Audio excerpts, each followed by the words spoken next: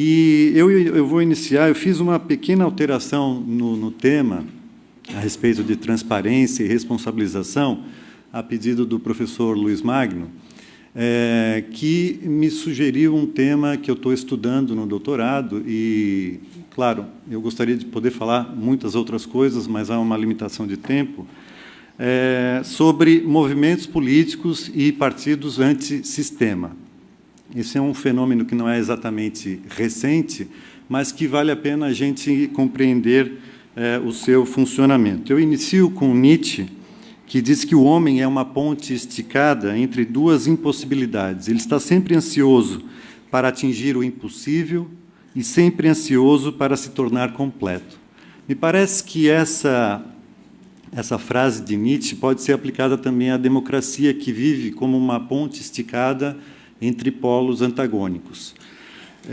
De um lado, nós temos um cenário à esquerda que precisa de mais política pública e um cenário à direita que precisa de menos intervenção estatal para possibilitar que o mercado, segundo a sua concepção, faça o papel do Estado. Bom, e também é importante ressaltar que a democracia nunca poderá entregar tudo aquilo que nós dela esperamos.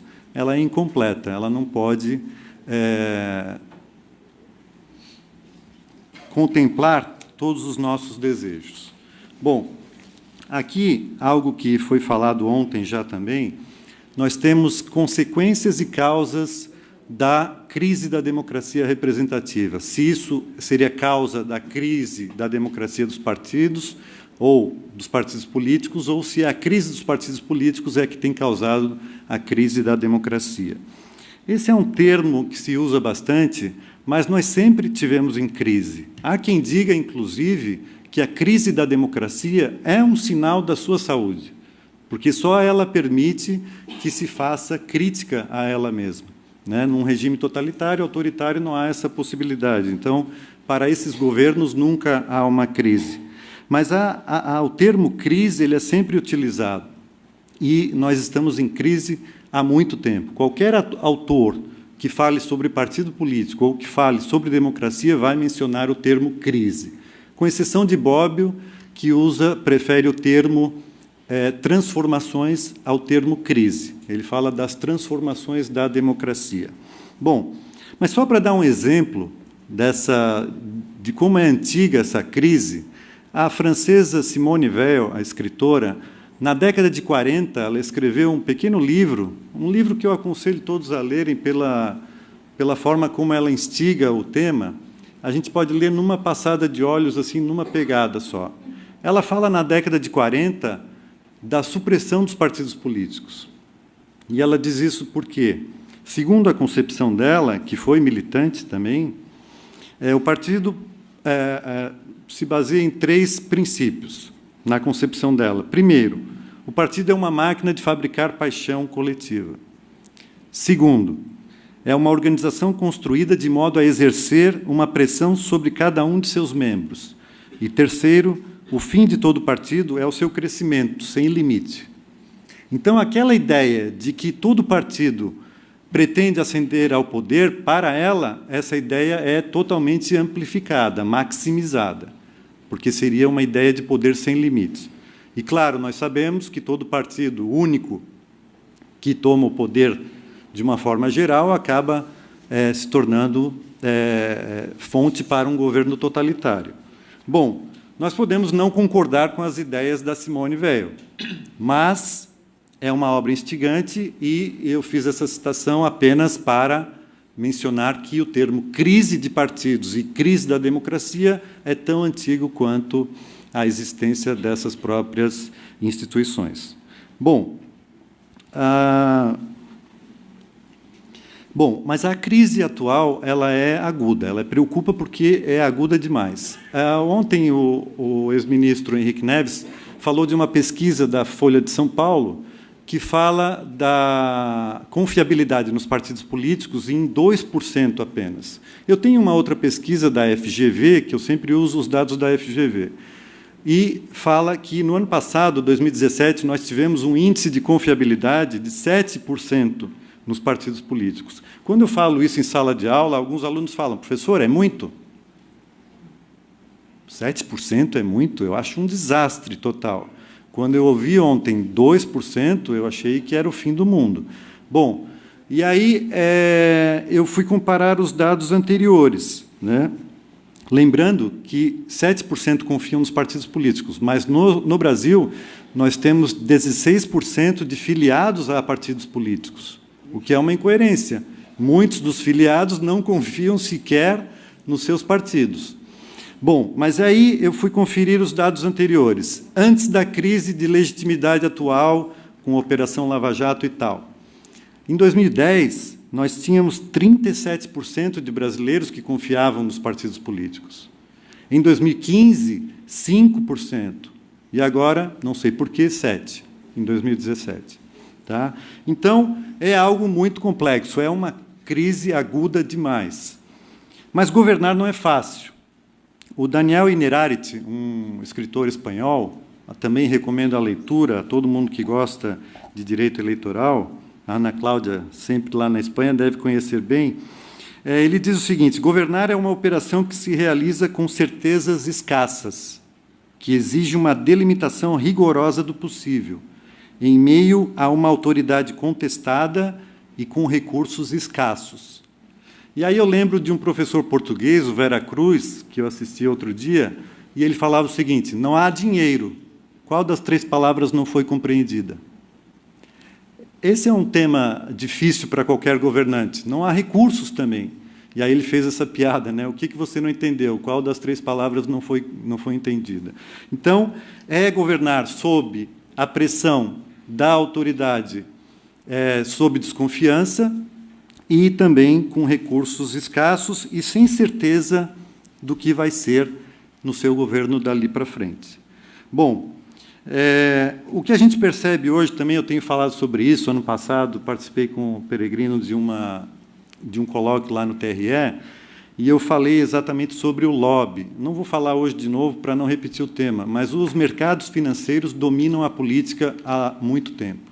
Desde o financiamento das campanhas, agora com uma influência um pouco reduzida no Brasil, mas que não acredito que deixa de existir, é óbvio que ela continua existindo, e agora com a questão do lobby. Nós temos uma proposta de regulamentação do lobby no Brasil que ainda está em tramitação no Congresso Nacional. Bom,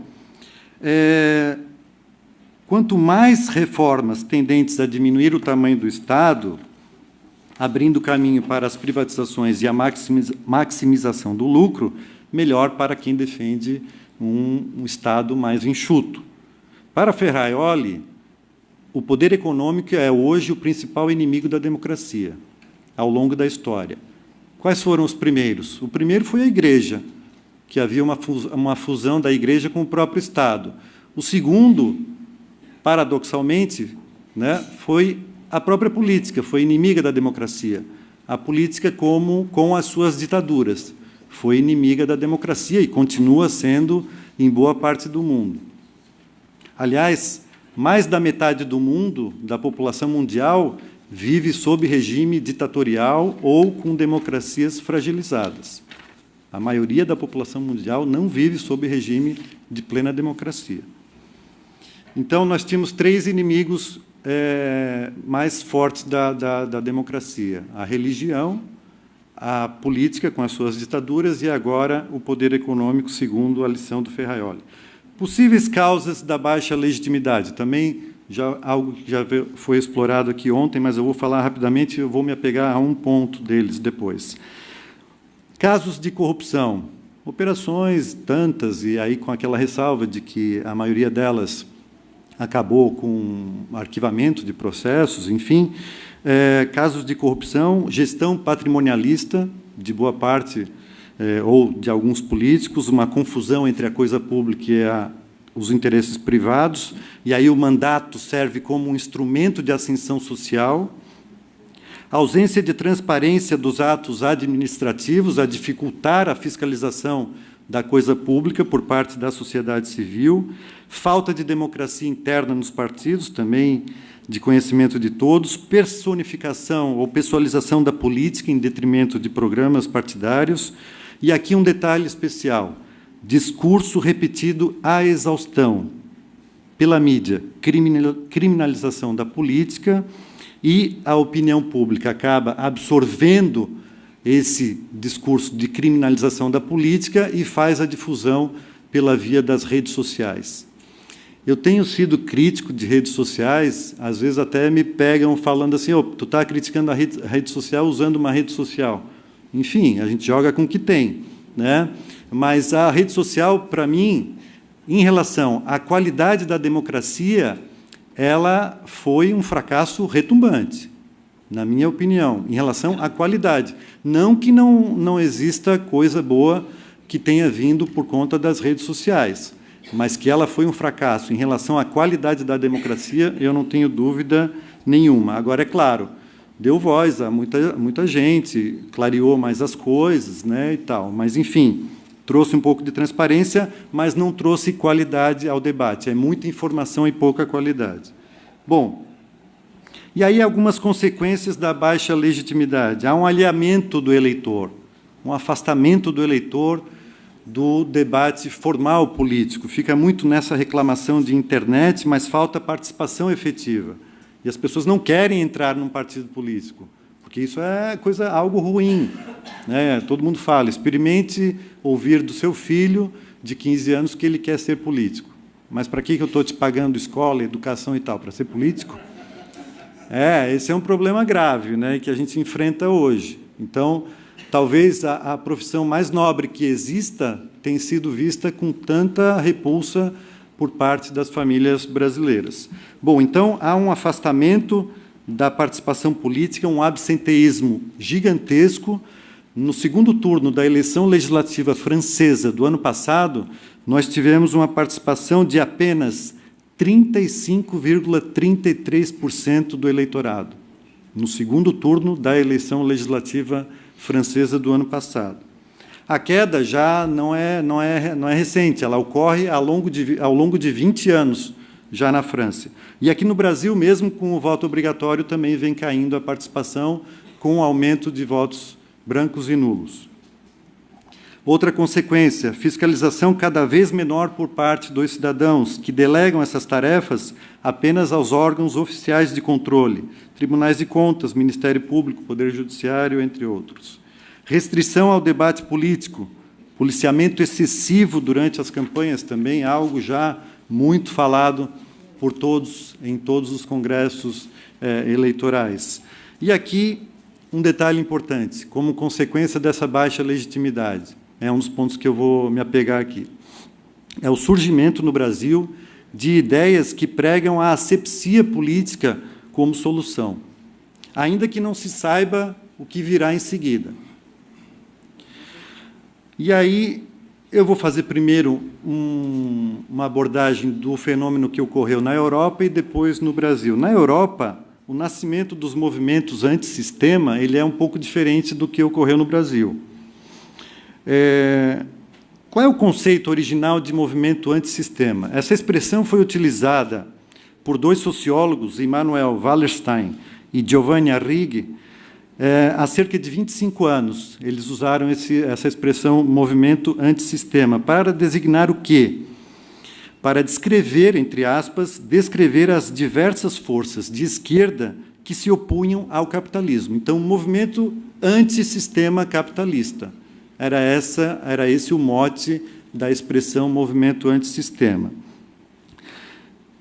Claro, hoje ele tem uma outra conotação. Para os movimentos de esquerda, a luta é contra o neoliberalismo, contra a privatização, contra a desregulamentação dos mercados financeiros e tal.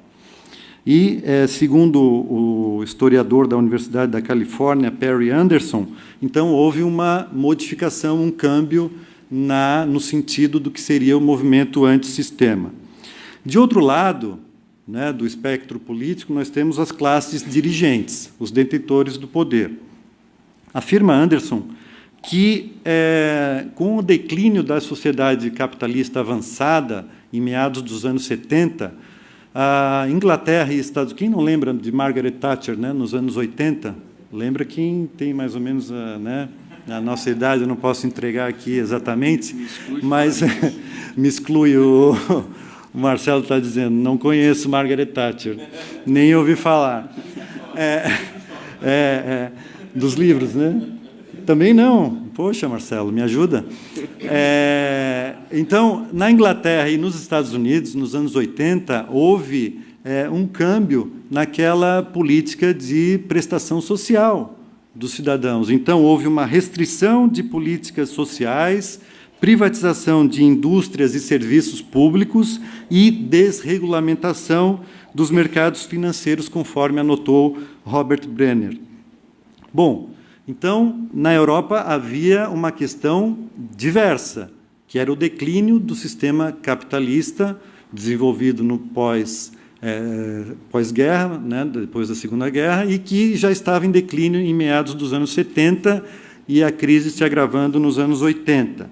Mas havia um outro componente, um outro tempero que dava uma conotação diferente à Europa nessa época, que era justamente a União Europeia.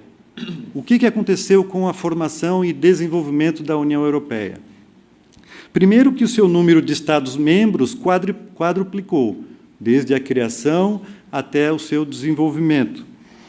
Diversos pactos econômicos foram firmados, pactos outros também, em outras áreas de direitos humanos e tal. E tudo isso minimizou a influência do parlamento nos estados de origem, em cada país da Europa. Então, uma política de forte austeridade econômica imposta a um eleitorado já sem recursos formou uma nova tônica na Europa. Bom, é nesse contexto econômico europeu e com aí uma agravante importante, com a presença fortíssima de uma crise migratória, é que surgem, então, esses partidos e movimentos antissistema na Europa. Claro, com o discurso de que nós vamos perder os nossos empregos, as nossas economias ficarão cada vez mais fragilizadas e nós não podemos, então, permitir que essas pessoas entrem aqui na Europa e passem a dividir conosco o sucesso econômico que até então eles haviam construído. E aí surgem, na França, a Frente Nacional, o Movimento Cinco Estrelas na Itália, que eu vou falar um pouquinho mais sobre ele, a Liga Norte, também na Itália, de direita, um movimento liderado pelo Berlusconi, os democratas na Suécia, o Partido Popular dinamarquês e a Alternativa para a Alemanha, a AfD, lá na Alemanha. Bom, dentre outros tantos que eu poderia citar aqui. E aí, só para fazer uma aproximação, vocês viram que, na Itália, com a vitória, eu estava lá no ano passado e acompanhei de perto aquele pré-campanha, né, lá na Itália, e eles falavam muito do Movimento Cinco Estrelas e de como ele surgiu, de como ele apareceu. O Movimento Cinco Estrelas surgiu a partir de um blog feito por um humorista, o Beppe Grillo. Ele criou o blog e começou a atrair a atenção das pessoas até que vira um movimento mais articulado e acaba se desenvolvendo. Ele era a terceira força antes da última eleição e, na última eleição, já passou a ser o partido isoladamente mais votado da Itália, porque os outros estavam coligados. E a Liga Norte, que é do Berlusconi, foi o mais votado porque havia, então, uma coligação de partidos ali. Bom, o que aconteceu? Como não havia... o Beppe Grillo foi jogado de escanteio, aí entrou o Di Maio na corrida para ser o primeiro-ministro, e havia também a indicação da Liga Norte do seu líder para ser o primeiro-ministro italiano. Mas não houve consenso. Não houve consenso até que chamaram alguém da academia, o primeiro nem chegou a assumir, porque descobriram lá também até uma fraude no currículo dele. As universidades americanas negaram que ele tivesse estudado lá, coisa que ele dizia no currículo, enfim, não chegou a assumir, assumiu um outro. Mas esse líder da Liga Norte, ele é o ministro responsável pela questão migratória na Itália. e aí, resultado, essa semana passada, todos os barcos de imigrantes que tentam chegar na Itália já não conseguem mais aportar, porque há uma proibição nesse sentido. E eu frequentei lá, como eu fiquei mais do que 3 meses, eu tive que fazer visto, essas coisas e tal, e eu ia lá na Questura, que é a Polícia Federal deles, e a quantidade de imigrantes é impressionante. Era impressionante a quantidade de imigrantes que tem na Itália, porque é uma das portas de entrada na Europa. Agora, tratar essa forma, como eles estão tratando agora, absolutamente irracional, de deixar um barco à deriva, é completamente absurdo, enfim, na minha concepção, né? Mas é isso que tem movido esses partidos, alguns de extrema-direita na Europa, e é o que tem movido esses movimentos antissistema por lá. Em contrapartida, surgiram alguns do outro espectro político, como o Podemos, na Espanha, o Syriza, inicialmente, na Grécia, e o Sinn Féin, na Irlanda. Mas como que esses movimentos antissistema, principalmente não, os de direita, ganharam a simpatia dos eleitores em diversos países na Europa? O AfD teve assento agora no Bundestag, né, no parlamento alemão. Eles conquistaram a simpatia do eleitor com base no medo, na imposição do medo, unindo crise econômica com a questão migratória. Então, foi com base na imposição do medo, difundido muitas vezes pelas redes sociais, que houve, então, esse bloqueio, né, aos partidos tradicionais e a apresentação de novas propostas que, na verdade, nada mais são do que reencarnação de propostas, muitas vezes totalitárias e fascistas. Bom,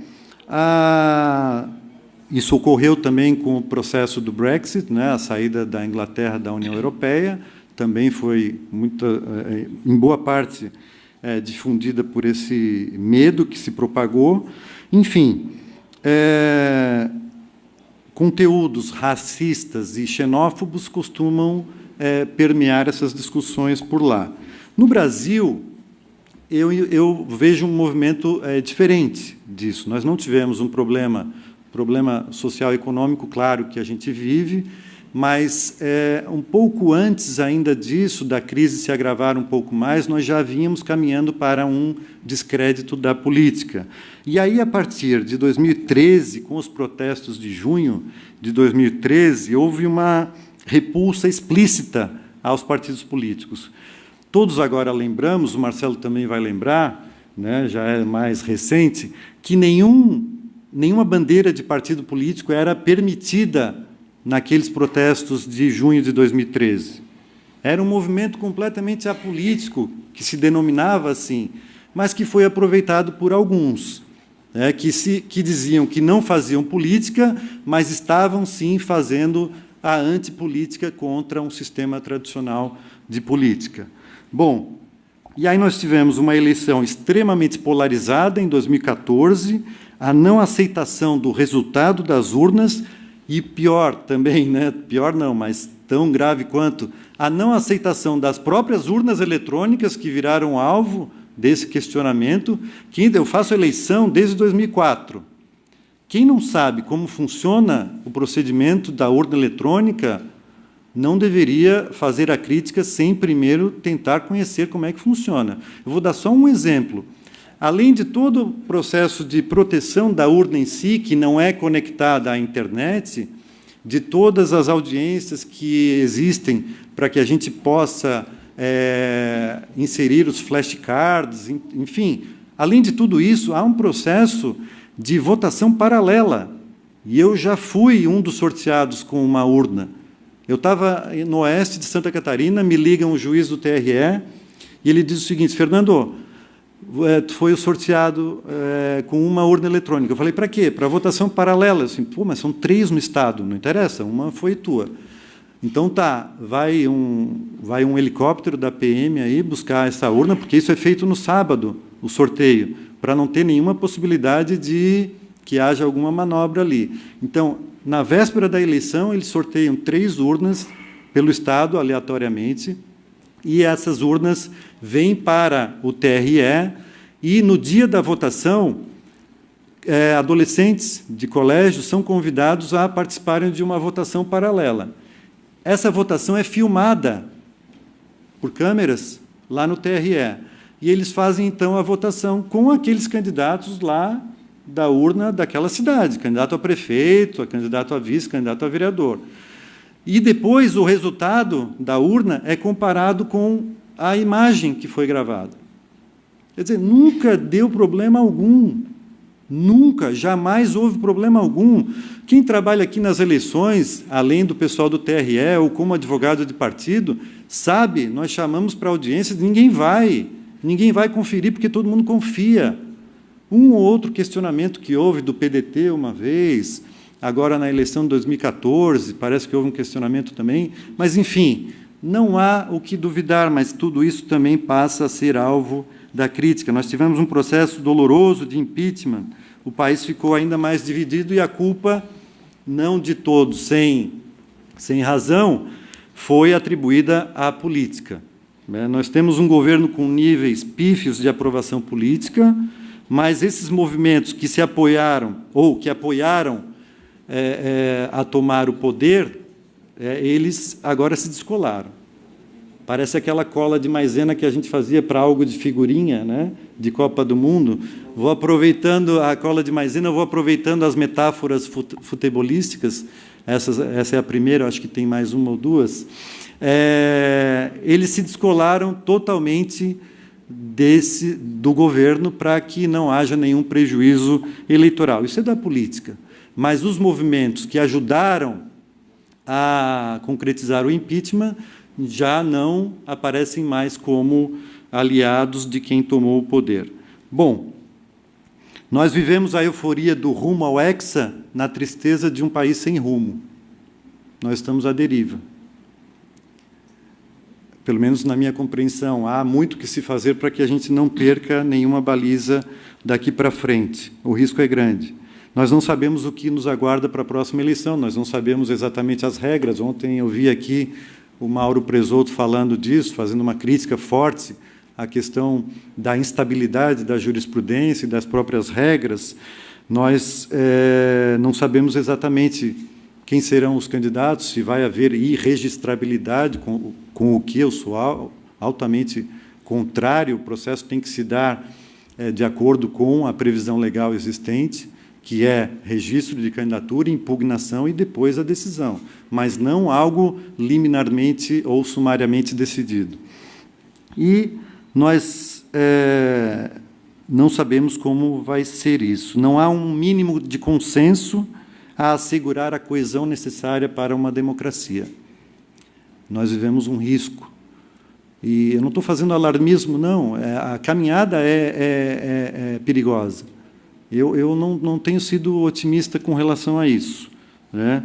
Ou prefiro ser como o Bauman, que fala que é pessimista no curto prazo, mas otimista no longo prazo. Bom, nós vivemos a antipolítica, que nada propõe em troca. Essa antipolítica, qual é a proposta da antipolítica? Nada, ninguém apresenta nada de interessante em troca. É apenas a propagação do nada presta, do contra tudo o que está aí. Desconstruir o sistema político sem saber o que vem depois é algo bastante perigoso, posto que propicia o populismo. E aí, esse é um ponto central que eu queria abordar aqui, já caminhando para o final. Gostaria de fazer um cumprimento ao presidente da Ordem. Eu falei que o cumprimentaria como professor, e considere, professor Brincas, uma promoção a denominação professor, porque eu brincava com ele na Europa, pelo menos na Itália, onde eu vivi um tempo, todos os profissionais que lecionam nas universidades, eles se denominam professor. Então, não é o doutor fulano de tal, é o professor fulano de tal. O médico que dá aula na universidade é o professor fulano de tal. Então, professor Paulo Brincas, tive a honra de ser seu aluno por 2 vezes na Universidade Federal e na Escola da Magistratura. Meus cumprimentos. Bom, o populismo que pode ser tanto de esquerda quanto de direita. O Bobbio, o Matteucci e Pasquino advertem para a imprecisão do tema. É um tema de conceituação bastante complexa, o populismo. Pode ser um monte de coisa, pode não ser nada também. Mas eles falam de uma síndrome. Seria muito mais uma síndrome do que uma doutrina em si. Suas fórmulas renascem, abre aspas, sempre que ocorre uma rápida mobilização de vários setores sociais, de vastos setores sociais, uma politização à margem dos canais institucionais existentes. Então, política à margem dos canais oficiais existentes. E aí tem uma outra obra bem interessante de Cas Mudde e Cristóbal Kaltwasser, que eles apontam igualmente para o uso do termo para denotar diversos fenômenos, desde a política até o jornalismo, enfim. Eles falam o seguinte, que o populismo, numa democracia liberal, pode apresentar efeitos positivos e negativos. Claro que o que me interessa são os negativos, mas eu vou, por dever aqui de lealdade, vou falar os dois. Quais seriam os efeitos positivos de um populismo numa democracia liberal? Ele pode dar voz a grupos que não se sentem representados pela elite política, essa é uma situação que pode ocorrer.